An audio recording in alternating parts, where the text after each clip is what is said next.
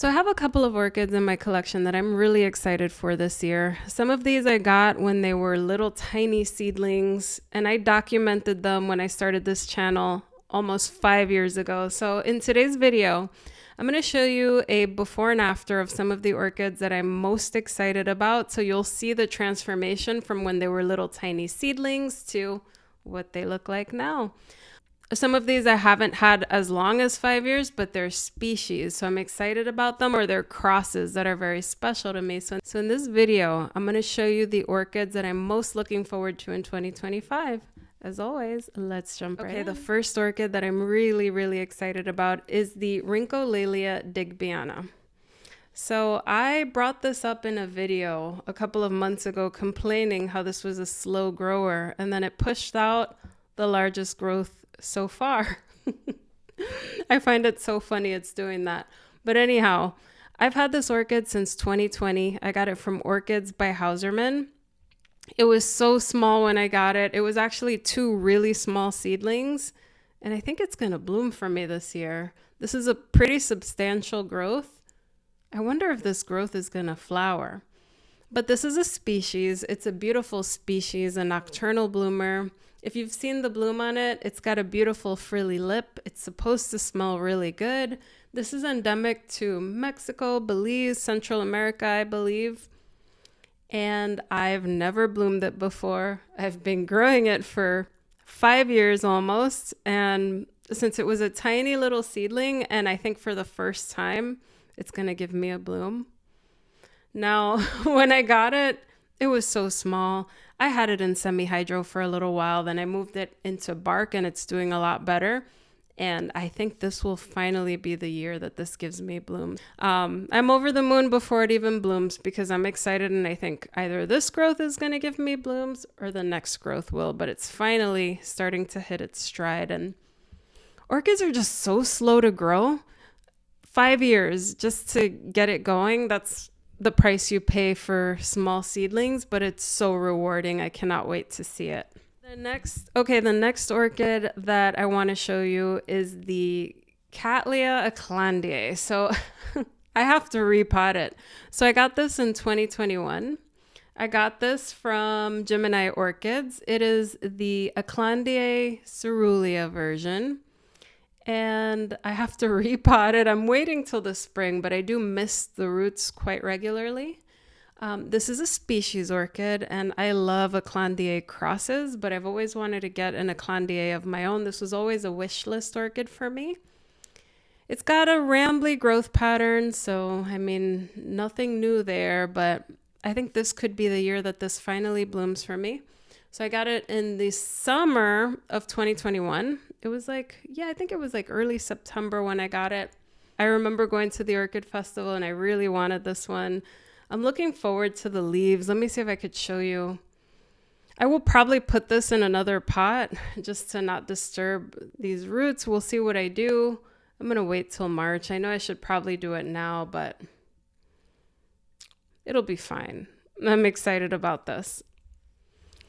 Okay, the next orchid, I had this orchid and I didn't do well with it. So it got crown rot and it passed away. But I tried again and I got this orchid again and it's growing beautifully for me. And this is the Cattleya Schilleriana. So I'm excited about this because it's got so many blooms here and it's going to give me the best show that I've had. So it bloomed for me last year. It gave me a couple of blooms, but this year is, wow, this is the best that it's grown for me. And I love the foliage on this one. And I just find it so pretty. So when I first got it, it was a seedling. And, you know, it's very prone to crown rot. So if you have a Phalaenopsis, you have to be very careful not to get water in the middle. I barely got water in the middle. I usually don't have orchids that die of crown rot, but this one is very sensitive. So I got it again and I was very careful with it. And look, we're going to have a lot of blooms. This one is very pretty. It's fragrant. It's a fragrant Phalaenopsis. The foliage is gorgeous and I just can't wait. It only blooms once a year, so when it blooms, it's a nice show. The blooms last for maybe 2 months, maybe 3 months if it's not super dry. So I cannot wait to see that. I will be keeping it away from Zoe so she does not break that spike off. Okay, moving on. I got an orchid. This one is a newer orchid in my collection. So last year on my birthday, my friends decided to get me a Richard Mueller because I really love these hybrids. So they decided to just get me the parent. So it's been growing really nicely. I got it as a small seedling. I think this came from Hauserman Orchids. It's pushing out some nice growths, and they have like little sheaths in them. So I think this is going to bloom for me this year. It's small. It's not going to get big on me. I think it'll be really nice to see how it comes out. And again, this is my favorite hybrid parent, and it's a hybrid on its own. So I know it's going to be vigorous, easy to grow, and I just cannot wait. So this one again is newer in my collection, but it was a seedling, but because it's a hybrid, it's going to be much more vigorous. It pushes out a lot of growths. It's a Brassivola hybrid, which is notoriously vigorous. So I'm really excited to see this. Ton of variation on these kinds of hybrids. So I wonder what it'll look like. I'm also curious if it's going to be fragrant or not. You guys will be the first to know. Okay, the next orchid that I'm really excited about is a seedling that I got 2 years ago. And this is a species. So this one is the Phalaenopsis Bastianii. So I got this from Stefan Van Kampen Lewis. And I actually sent him a keiki from my Tetraspis orchid, my Phalaenopsis tetraspis. His bloomed pretty quickly, and he gave me a keiki of his Bastianii. It had a spike on it, which you could see in there in the bottom right here.